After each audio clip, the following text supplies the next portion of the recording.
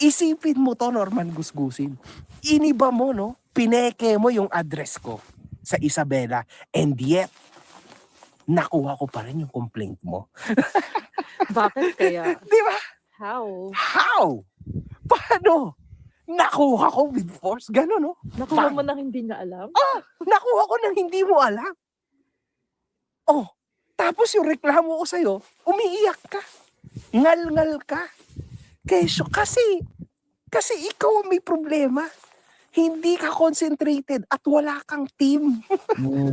Ikaw lang yon. Ikaw lang yon. Ako kasi, may legal team ako. Ikaw kasi ang sayo ay illegal team. Yun yung difference, man. Man, pangalan pa lang. You just spot the difference. Yun lang, mga kahombre ko. Ako actually, ay sobrang nilalamig na. Napakalamig. And actually, I'm very happy. Hindi, magkikita daw kayo sa January 7. Hindi, mga kahombre ko. Hindi pa ho kasi hearing yun. Iba, alam nyo ba kung ano yung January 7? Preliminary investigation pa lang po yun. At ready na po ang sagot ko doon. Literal, na isa sa mga abogado ko lang ang magbibigay ng sagot ko. Which sagot ko, pina-LBC ko na sa kanya. Pero unreceived. See? Yan ang sinasabi ko at yan ang ilalabas ko sa January. Mali-mali po ang kwento ng tao na yan, mga kahombre ko. Hindi hearing. Preliminary investigation pa lang. Bugok. Kaya nga 1 week apart. Sa kanya na lumabas. January 7 and January 14. 1 week apart lang dahil first preliminary investigation at second preliminaries pa lang. Hindi pa ho hearing yon. Kailan ka ba magsasabi ng totoo, Norman Gusgusin? Ha? Itong storya na ito, Norman Gusgusin, ay mahaba. Pero parati mong tandaan. Ito. Ciao, Boss MG. Buonasera. Hayaan mo na muna yan.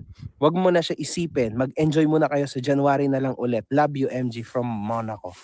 Buonasera. Yun lang, mga kahombre ko. I think that's gonna be it. Ayan, medyo may mga nakuha ulit tayo mga ideas, di ba? At least kayo, hindi kayo nagsayang ng oras dito kasi may idea kayo na may difference po. Ang hearing at ang preliminary investigation, okay? Pagka preliminary investigation, mga kahombre ko, hindi mo kailangan pumunta doon. Okay? Kasi yung preliminaries po ay kukuhanin mo pa lang yung complaint. Tas do sa second preliminaries, doon mo bibigay yung iyong sagot. Affidavit mo. Ano yan? Affidavit of kasi affidavit of complaint yung kukuhanin mo sa first. Sa second, yung sagot mo. Basta yung sagot mo. Okay? Affidavit of, may tawag dun eh. I-comment nyo dito, babasahin ko. Para at least meron kayong makuha dito. Affidavit of, wait. Happy holidays. Boss, wala, hindi ko mabasa. Ayun yun, mga kahombre ko. So, yung second po. Parang yun yung pagtanggap mo dun sa kaso. Na tinatanggap mo yung kaso, parang ganun yun eh. Is yung counter affidavit. Ang tatalino nyo talaga, mga kahombre ko. Yung counter affidavit po yun, yung pangalawa, mga kahombre ko. So, you understand na pagkatapos ko sumagot sa kanyang complaint, di ba? Doon na, siguro mga 2 months yun, di ba? Doon natatansyahin ng prosecutor kung itataas ba yun sa RTC level. Pero kapag tumaas yung complaint niya, hindi ho ibig sabihin nun panalo na siya, ha? Hindi gano'n yun, okay? Kasi doon na kayo maghihiring. At napakahaba ho niyan. Minimum 3 years to 2 years. Very good, Norman Gusgusin. At hindi kita uurungan. Diyos ko, easy ka lang. Bye-bye, mga kahombre ko. Kakain na kami. Pakita mo muna yung view. Sige. Ayan, nandito po ako sa Japan, mga kahombre ko. Kasama ko ang family ko. Sa mga hindi nakakaalam, parati kaming nasa Japan yearly, every December. Kasi pagkatapos ng Italia, Japan ang favorite na lugar ko. kasama ng misis ko at pamilya ko. Kasi sobrang lapit niya sa realidad na namulat sa akin simula bata pa ako kasi sa Italy ako lumaki, alam niyo naman 'yan. So, sobrang ganda sa Japan talaga, guys. Ito, nandito kami sa Japan. Ano pa ito lugar na 'to? Nagano, 'di ba? Ayan, nasa Nagano kami. You know, yearly kami nandito mga ka-hombre ko, tuwing Pasko. Lagi kami nagbabakasyon. Nang medyo matagal, 3 weeks, ganyan. Yan. So, yan. Tapos bukas, syempre, nasa Tokyo na kami. Alam nyo na, pag sa Tokyo, shopping naman, di ba? Dito kasi nag-enjoy na kami. Nag-ski na yung mga anak namin, nag-snowboarding, yan. Ganun ako naman, hindi naman kami ng misis ko naggaganyan. Uy, nagganon ako kanina. Ayan, nagganon siya, ako May hindi. picture Kasi ako, baka sabihin, babalian nag-joke lang ako. ako. Baka mabalian ako ng buto. Snowboarding na. Ayoko na ganyan, okay? So, hindi talaga kasi ako sportsman na tao, no? Matibay lang loob ko, no? Pero hindi ako pang gano, baka mabalian ako, yari ako. So, yun lang naman, mga ka-hombre ko. Sobrang best, sobrang crazy to. And ulitin ko lang sa inyo, no? Ako po ay nagpapasalamat sa inyo lahat. Kasi without you, lahat ng ito ay impossible sa akin. Lalo na, at although syempre, negosyante naman ang aking misis. Pero still, mga ka-hombre ko, ang YouTube ko is very important now. Dati kasi, Beb, di ba? Hobby ko lang ang YouTube. Pero ngayon, mga ka-hombre ko, ang laking tulong na ng YouTube. Ang laking tulong yun na sa buhay ko. Real talk lang yan. Real talk, man. Real talk yan. It's been since May ata yun. Since bumalik ako, no, na daily upload ako.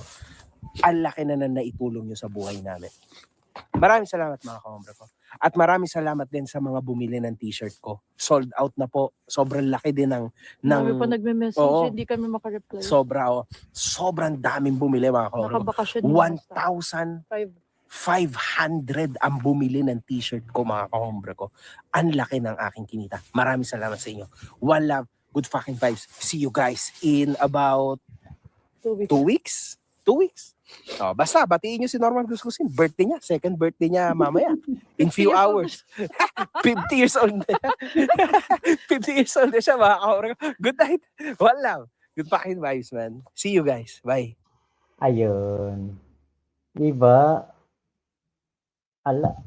Parang sinampal talaga ng maso si Kulaong dito kasi yun yung realidad eh. Mas masarap ang buhay ni MG kaysa kay Kulaong. Bakit? May pamilya na kasama habang nagbabakasyon. Si Kulaong, nakita ko si Kulaong parang nagpunta ng Boracay. Kung daw nagkakamali, last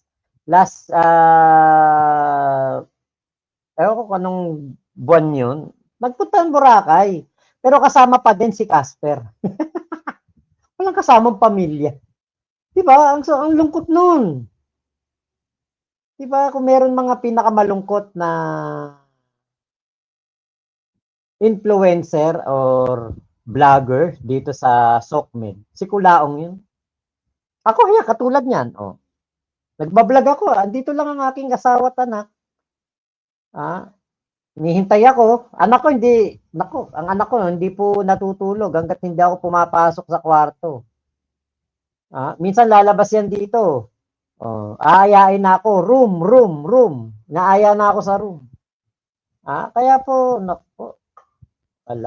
kawawa si Kulaong. Alam mo, ito yung hindi dapat mapanood ni Kulaong. Dahil baka mamaya, gayahin si Yusek Cabral. Baka mamaya po, gayahin niya eh. Kasi, wala siya nun eh. Yung mga pinapakita ni MG sa post ng kanyang asawa sa FB, wala siya nun. Diba? Pero yun nagdi-dinner yung sila MG. Para mga steak yung kinakain. Masasarap ang mga pagkain. Kasama pamilya. Diba? Yun ang pinakamasarap eh. It's the most wonderful time of the year. Magpapasko ka kasama pamilya mo. Pero si Kulaong kasama si Casper, si Aba, si Monique. Di niya naman mga kaano-ano yan. Diba? Ay, nako. O, Blink Hernandez, ibig sabihin lang yan, Boss Mac, hindi ka hipokrito, hindi kagaya ni Kulaong na mapagkunwari na yung palipad sa kanya, kesyo itutulong niya daw sa iba. Chris Pangilinan, and he claimed na nung time ng pandemic, siya daw ang sumagip sa mga Pilipino sa buong Pilipinas. Sa kahirapan, dito nga sa Concepcion Tarlac ni Anino ni Mangusin, hindi ko nakita. Kasi si Kulaong po, pag tumulong sa isang sityo, katulad nung nangyari sa Isabela, isang sityo lang ang tinulungan. Pero, ang kanya pong sinasabi, ang kanyang pinapablog sa amin, buong Isabela ang natulungan. Kay Chris Pangilinan, if he is a real billionaire like what he said, sana nasama siya sa top billionaire here in the Philippines sa Forbes magazine, di ba? Okay, Carlo 23, kung ako si PBBM, patawag ko yan. Tapos tanungin siya ni PBBM kung talagang Marcos siya. Tapos i-live nila para matauhan na mga naloloko niya. Nako, marami pong importanteng trabaho at mas dapat unahin ang ating Pangulong Bongbong Marcos. Kaya po, hindi po gagawin yan. Okay, Clifford Domingo. Gahaman sa birthday si Kulaong, walang konsensya sa mga February 29 yung birthday, na isang beses lang sa 4 na taon mag-birthday. Oo nga, no? Yung mga leap year ang birthday, tapos si Kulaong, birthday na ng July ba? O June, tapos, di ba, December 29, birthday na naman ngayon. Birthday ngayon ni Kulaong! Happy birthday, Kulaong! Ayan, Kulaong, happy birthday sa'yo. Mabuhay ka! Hanggang ikaw ay mabulok sa kulungan. Ayun. Archie Dawinan, happy viewing. Ayun, hello po. Chris Jel Gomez, kwento niya sa pagongkamo. Okay. PJ, 0911, shoutout po. Hello po sa inyo. Ate May Alcantara, kaya nga Kulaong time tayong malala, Boss Mac. Ayun. Okay, bawi ka agad yan, sir. Konting Kulaong time lang. Ibili lang ng ibili. Oo, anak ko, kaala, hindi pwedeng hindi mo ibibili. Hihiga. Hihiga sa sahig. Talagang hihiga to sa SM na ano na namin yun. Hindi namin binili nung gusto niyang laruan. Humiga talaga sa sa SM. Yan ang buting ama. Si Kulaong gumastos ng 8K para sa iba, pero I'm sure ang anak niyan walang pamasko. Ay, ang sakit noon. Parang ang hirap nun. Archie Dawinan, happy viewing from Columbus, Ohio. Okay, Chris Jel Gomez, si Kulaong walang ganyan na sa anak dahil walang hiyayin siya. Diba, Blink Hernandez, tama po. At may Alcantara, gagawa siya ng mga bagay na ikakabango niya pero may tao na niloko. Naku po, yun ang mahirap. Erwin Pagunsan, may natanong na kay Kulaong yan. Sagot niya, kasama niya sa panahon ng Kapaskuhan, ang mga taong kasama niya noong panahon na bagsak siya. Hindi kasama daw ang pamilya niya doon. Erwin Pagunsan, bakit? Kasama ba niya nung bagsak siya si Casper? Hindi naman Wala naman sa kanya si Casper noon. Wala sa kanya yung driver niya na si Aba. Wala sa kanya noon si Monique. Ba't yun nakasama niya? Sino yung kasama niya nung walang-wala siya? Yung mga OFW na pinaglololoko niya. Yung mga nanay na nahututan niya.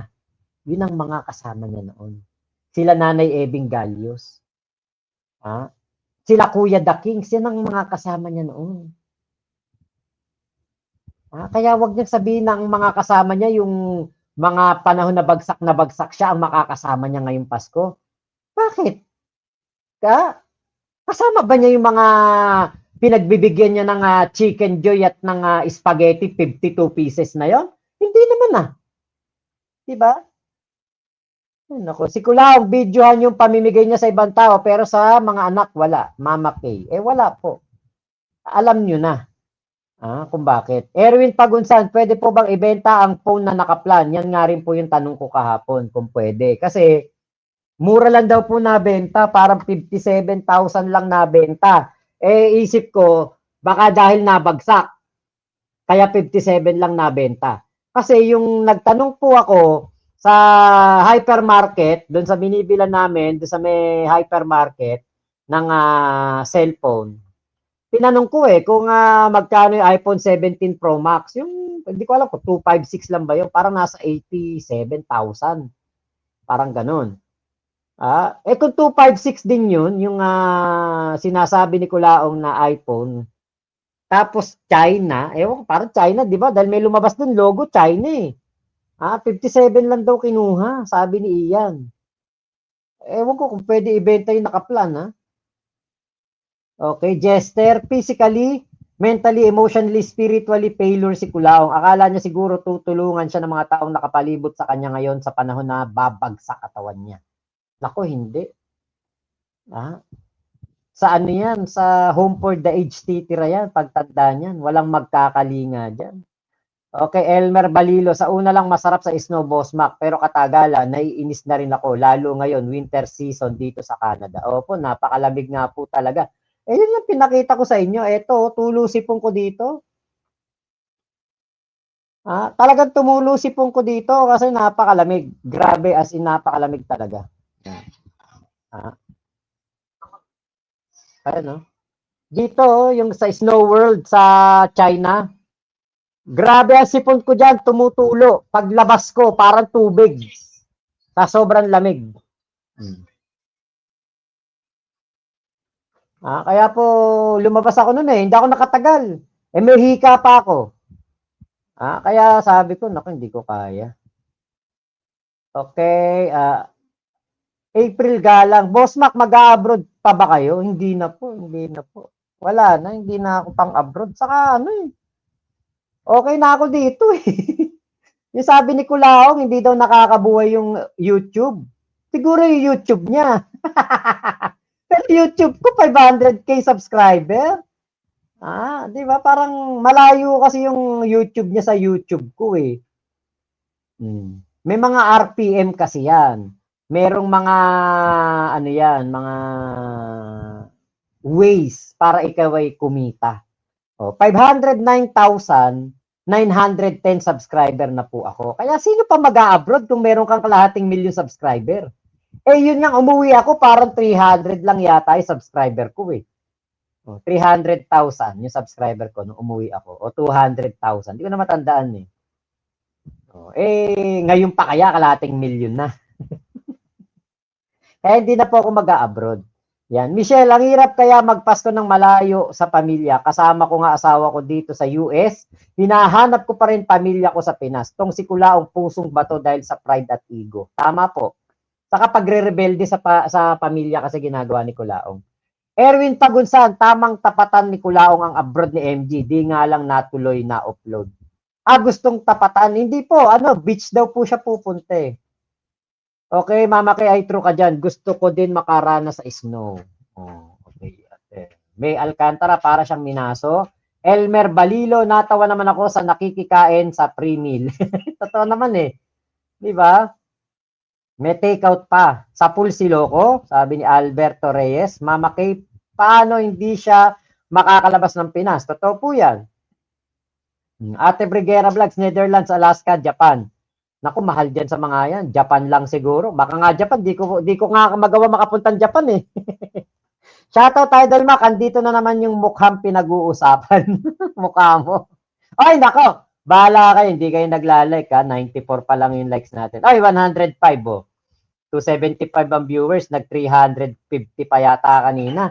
Palit naman ng video natin. Grabe naman kayo sa akin. Like lang, hindi nyo pa magawa. Pakimaso nyo naman yung like button natin. Please naman. At ito nga pala yung asawa ko. Si Kulaong, walang asawang mapapakita sa live eh, no? Kita niyo asawa ko, hindi pa rin natutulog hanggang ngayon. Gising pa rin. Binabantayan kasi ko. Hinihintay akong matulog na din. Kaya lang ito ang aking pampatulog eh. Pag mamaya, nantok na ako, magpapaalam na ako. Ganun lang. Pero nakapila yung mga video dito ni Kulaong na natin. Re-reaction na natin. Ayun, 119 na yung like natin. Oh. Sige po. Pakibayo lang po yung like. Ganunin nyo yung like. Kahit madiin lang na bayo. Pag yung masisira cellphone niya, wala tayong pamalit. Paki-like nyo lang po yung like button para po ma-detect ni YouTube na yung ginagawa natin ay pinapakinggan, pinapanood ng tao. Ayan. Pero alam niyo po, natutuwa ko kada kulaong time, ang haba ng ano natin, excuse me po, yung pong ano natin, tawag doon yung watch hour, napakalalaki ng mga watch hour. Ibig sabihin talaga, ito, yung 281, nakatutok-tok kanina pa. Ganun yung ano, yung maganda. Kaya salamat po sa mga bumababad sa kulaong time. Kung minsan po, hindi man ako makapagkulaong time, asahan nyo, babawi ko sa susunod na araw. Ngayong January 1, baka walang kulaong time. December 31 siguro meron. Pero ano, mag-ano lang tayo, magre-replay lang tayo ng mga video, ipe-play ko lang dito. Una, magta-topic tayo, pero after, syempre, kapag malapit na 12 o'clock, mag-ano po tayo. May party-party kasi kami dito sa bakuran namin. Tapos ay hayaan ko lang yung live ko, iwanan ko na lang yung live ko. Bati na lang kayo doon ng New Year. Happy New Year bawat isa, 'di ba? Magbatian kayo doon ng New Year. At hanggang ano na 'yon, hanggang tanghali na siguro o hapon ng January 1 ko papatayin para yung mga kakulaong nation natin ay makapag-greet ng Happy New Year sa isa't isa. Baka mag-play tayo ng music, mag-play tayo ng video ni MG, kung ano man ang magawa ko doon. Actually, ngayon, mamaya, meron tayong mga video ni MG na ito throwback natin. Ayan. Bago kami mamili sa hypermarket, ano muna po, magpe-play tayo ng video na iiwanan nating naka-live. Ayun. Yung istorya ng pagkulaong ni MG, yung umpisa ng kanyang pakikipaglaban dito kay Kulaong. Iyan ang topic natin bukas, tas iiwanan ko na kung naka-live. Ayun. Okay. Eto si Ate Virgie. Ayun. Less fortunate ang tawag sa mga pulube. Yun. Less fortunate nga po. Oo, tama. Okay, Mama Kay. Nagbigay ng Jollibee, tapos siya nagtsatsaga sa pre-meal. Totoo po yun. Si Mangusing mataas daw pinag-aralan, pero yung lumalabas sa bibig, pang-iskwami. Totoo yun. Pink Butterfly, Doctor of Manatees.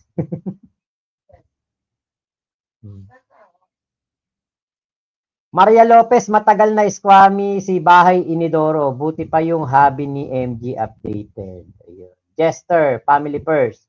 Miko C, hanep kamukhang-kamukha niya, nanay at tatay. Tapos sinasabi, Marcos siya, no? Sabog si Badong, sino yung mga bisita ni Kulaong kanina? Hindi ko po alam. Okay, Lotenet Cell, doctorate in monkey business si Kulaong. Jester, Boss Mac, takot na takot si Kulaong kay Boss MG, ayaw na niya i-mention sa live niya. No? Miko C, pwede pa pala siya magkapera idol, nakalimutan niya na ata yung pinautang niya kay Pacquiao. Oo nga, no? Ba't di niya kinukuha yun? Diba? Si Casper bumili noon, sinabay sa Marlboro, sabi ni May Alcantara. Yung USB. Lea Marquez, nagtakbuhan yung mga bodyguards hindi dahil sa kalaban, dahil daw sa baho. Yung babae na alalay naman, halos nasuka na sa baho. Jason Magno, kung si Bill Gates nga may utang kay Kulaong. Yun nga. Dati yun no? Na-issue yun Arvin 20, sa mundo lang ni Kulaong, talo si MG. Oo, sa mundo ni Kulaong, mundo ng mga impacto.